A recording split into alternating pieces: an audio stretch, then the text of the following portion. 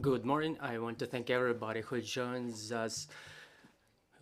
Ukraine Media Center, Ukraine Forum starts its operation, and my name is Olga Otomanova, and it's year 9 of the war and day 279 of our fight for freedom. Our brief schedule prepared by our team for today is as follows. At 1300, we will have Dmitro Novitsky joins us in this studio. He's the president of the Ukrvodokanal Ecology Association, and we will be talking about the consequences of Russian shellings for infrastructure of the association and the plan for restoration of the damaged facilities. At 1400, we will have Olga Trofimtsev joining us. She's the ambassador for White, and we will talk about the initiative Grain for Ukraine and the coordination of the exporters at Investors Council. Oh, I'm sorry, it will be at 1330, and at 1400 we will have Serhii Koyun, director of A95 Consulting Group, join us in this studio, and we will be talking about the prospects of the fuel market of Ukraine. And joining us right now is Serhii Khlan, deputy of Kherson Regional Council. Good morning, Mr. Serhii. Good morning. Kherson is Ukraine. Glory to Ukraine. Glory to the heroes, Mr. Serhii. The occupiers keep incessantly shelling Kherson and Kherson region. What is the situation as of now? Yes, indeed, the occupiers continue the bombardments of Kherson and the right bank of Kherson region. Absolutely all the towns along the bank of the Dnipro River are being bombarded. I mean, Berislav, Tokarivka, all of them that lie along the banks of Dnipro. Also, they bombard Kherson and all the towns and villages adjacent to those areas. The bombardment is conducted not only by MLRS but also by mortars, since the distance across the Dnipro River is not so long. So the occupiers bombard the city with small fire teams. But fortunately, within the last day, we had no injured or casualties. The bombardments are still on, but the last day passed without casualties. The occupiers inflict strikes on the critical infrastructure. There were more strikes on the power lines, but the occupiers try to destroy it still. So now there are Oblenergo teams working on resumption of the power supply to Kherson city, because Kherson started getting power recently in some of its districts. For the time being, the critical infrastructure is already reconnected, however, not in full. The hospitals got reconnected to the power grid. Unfortunately, we're still unable to provide the water supply, but the internet started emerging across some of the districts of the cities, so we can say that the life is coming back to the city, notwithstanding the criminal bombardments by the enemy. Still in the view of the threat posed by the shellings of the occupiers, there are evacuation routes by railway to Khmelnytsky organized by the government, which can be used by the inhabitants of the city.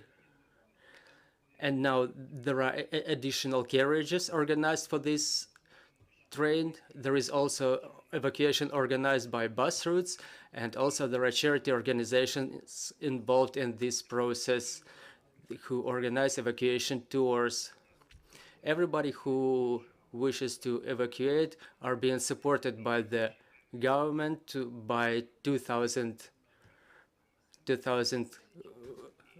hryvnias to those capable, and for persons with a limited mobility, are provided with 3,000 hryvnias. We understand that this amount is quite small, but still for the inhabitants of Kherson and for the towns along the right bank of the Dnipro River, it's advised to use those evacuation routes. Who refuse to evacuate, we advise to be careful with the signals of air raid alerts. It's still not being worked out properly because the time between the alert and the actual bombardment is pretty short. So everybody is advised to stay close to the shelter where they can find cover from the shelling. Mr. Serhii, talking about the power supply in absolute numbers, how many consumers, or at least in percentage, how many consumers already got reconnected to the grid? We can say about 20% of the consumers reconnected in Kherson city. And we can say about the reconnection of the critical infrastructure, however, not all of it. So it's 20% of reconnection of Kherson in general. What about the situation in the occupied territories? There is information that in Skadovsk, the Russians capture the real estate of our citizens. We have reports about such facts. What's going on there and what's going on in Kakhovka, Novakakhovka? What's the situation over there? The occupiers bring the FSB personnel to Kakhovka and Novakakhovka. The military personnel decreased. There are only observation posts left. The military observation posts in the distance of 15 kilometers to the Dnipro bank. So the main forces are withdrawn to 15 to 20 kilometers in the depth of Kherson region. However, the material and the observation posts are still present across the Dnipro river bank. Still, we observe the increase in number of FSB personnel, and they come mostly from Dagestan Republic of Russia. It's the Dagestan units of FSB coming to Kherson region, which may indicate the increase of the filtration pressure in the same way that it was happening in Kherson previously, where the occupiers announced forced evacuation from Oleshki and Kakhovka and Novakakhovka. The majority of population refused to evacuate in that way, and they stayed in their homes. So in my opinion, the increase in this personnel from Dagestan is aimed at increase of pressure on those people who want to stay in their homes, to have them leave, to evict them from their homes to the areas that where Russians offer so-called forcible evacuation. And in that case, they're talking about the sanatoriums in Henichesk region and Skadovsk region. And further on, the Russians, just like in Kherson, will deport people to Russian Federation, to the distant regions of Russian Federation, just as it was happening in Kherson, where people ended up in Khanty-Mansiysk region or Kamchatka Peninsula. So for what I understand, the occupiers will continue the same kind of deportation pressure in the left bank of Kherson region. We know that there are already identified torture sites where occupiers tortured our people. What do people report about the crimes committed by Russians in Kherson or Kherson region? Yes, every day there are more and more shocking facts of tortures and execution of our people when right bank of Kherson region was under occupation. There are more victims who were tortured to death or executed even at their private houses. All those crimes are documented. There are criminal cases opened by national police and documented by national police.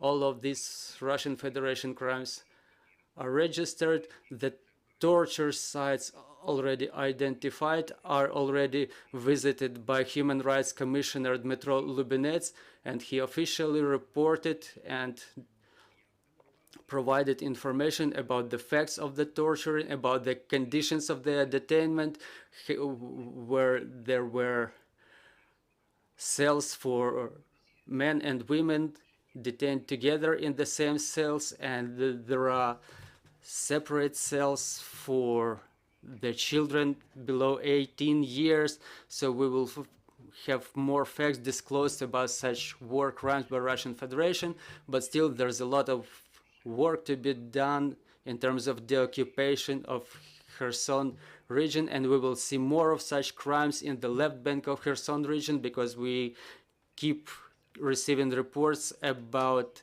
kidnapping the people for their unwillingness to succumb to the occupation governments, and these criminal detainments are still going on. The torturing is still going on. Unfortunately, these are the things still happening in the left bank of Kherson region. Dear colleagues, your questions, please. Irina Manchur, Ukrinform. First, regarding the repair of the waterway going through Kherson region to Mykolaiv. These days, yesterday or the day before, there was information that the Russians bombarded the repaired part of this waterway, and the supply of water to Mykolaiv that was about to happen is being postponed for infinite time. Do you have any information regarding the repair of this infrastructure object? Are there any terms, or was something that was that sector destroyed or damaged just 2 days ago? Was it repaired already, and how would it happen if the enemy will keep bombarding the same sectors of the waterway on a daily basis? Yes, the situation with the waterway is pretty complicated. It was already completely repaired, but the occupied targeted the pump station and made it impossible to supply water to Mykolaiv. The works are still in progress to resume to repair this pump station and to resume its operation, but we have to understand that the enemy will keep inflicting damage on such facilities just in the way that they damage the power transportation lines.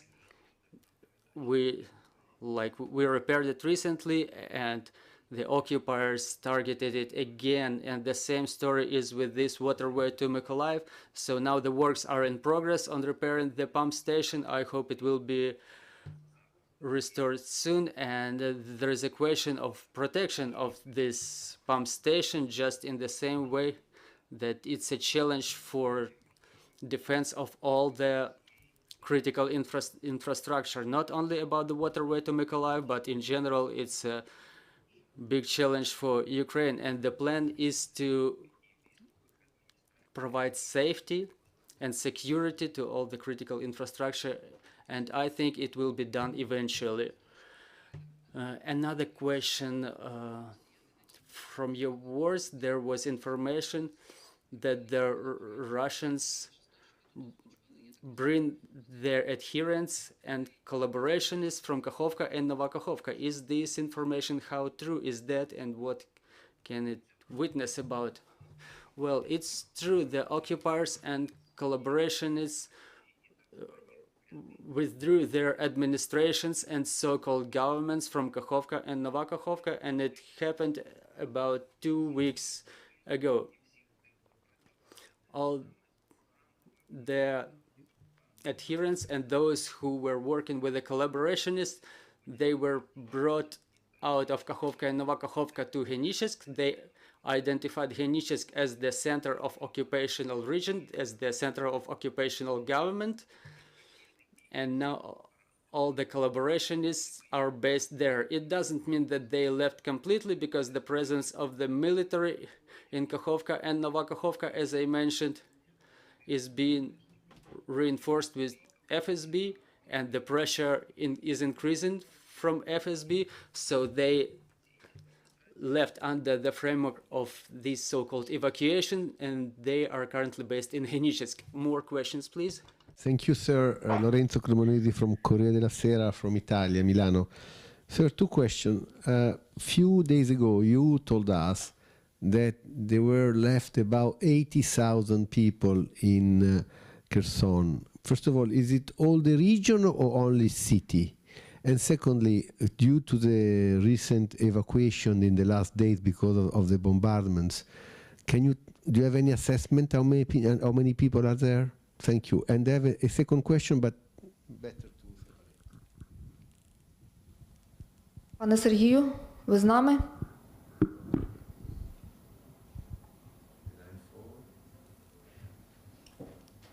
Один, два. Пане Сергію.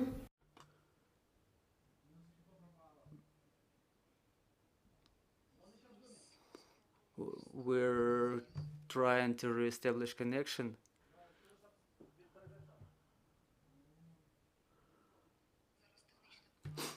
Our technical team is working to eliminate the issues.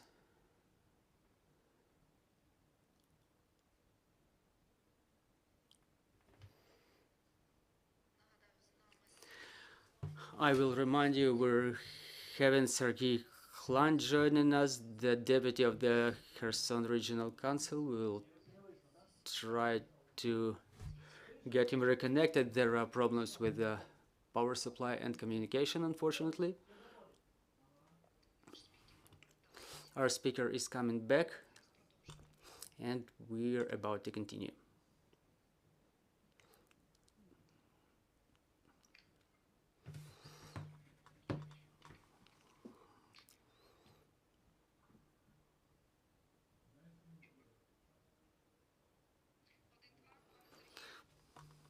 Mr. Serhii, 1, 2.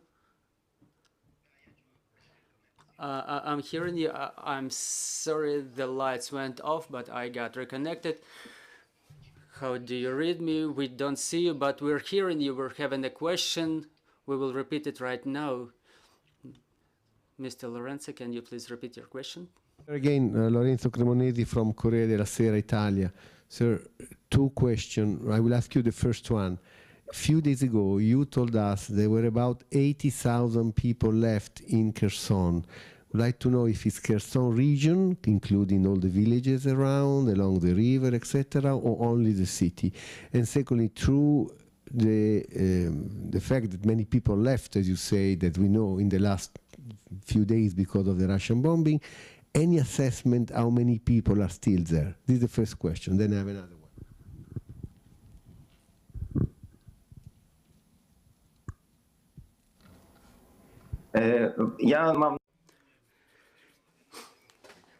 I was meaning Kherson city itself, the administrative unit. Before the war, it was 320,000 in Kherson in general. Now the last estimate is 80,000 after the occupation of the city. Now we see that there is outflow of people from Kherson. Part of the people are going out of Kherson. Part of the people who were going to come back to Kherson, they're not coming back in mass. There are cases when people come back just to check on their dwellings, just to check on their homes, and then coming back to the regions where they are currently temporarily located. In view of this threat of shellings from the left bank of the Dnipro River by Russian troops, So we can say that the number of population in Kherson decreases in view of the evacuation from Kherson. And talking about the number of the people who left, well, it's a quite insignificant number, because this evacuation, which is announced now by both government and charity organizations, it was not so long in progress, and this is why I was saying that the number of the carriages in the evacuation trains is being added, and the number of bus evacuation routes grows, and support of all these charity organizations in terms of evacuation grows. You mentioned the East Bank. Of course, everybody from a military point of view is looking what's happening in the East Bank of the Dnipro. Sir, do you have indication of military operation by Ukrainian forces in that area? Are they operating, I mean, physically with soldiers on the east side? Because we hear a lot of rumors, but we don't have any official declaration. Can you confirm there are Ukrainian soldiers operating on the east side of the Dnipro in the Kherson region? Thank you.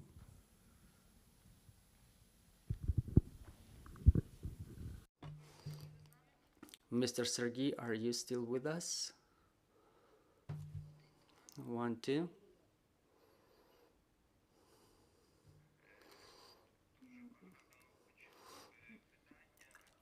I've heard the question quite bad. About the Ukrainian troops in the left bank of Dnipro River. Well, I think that this information should better be taken from the official sources about the presence of Ukrainian troops in the left bank. Mr. Serhii? 1, 2.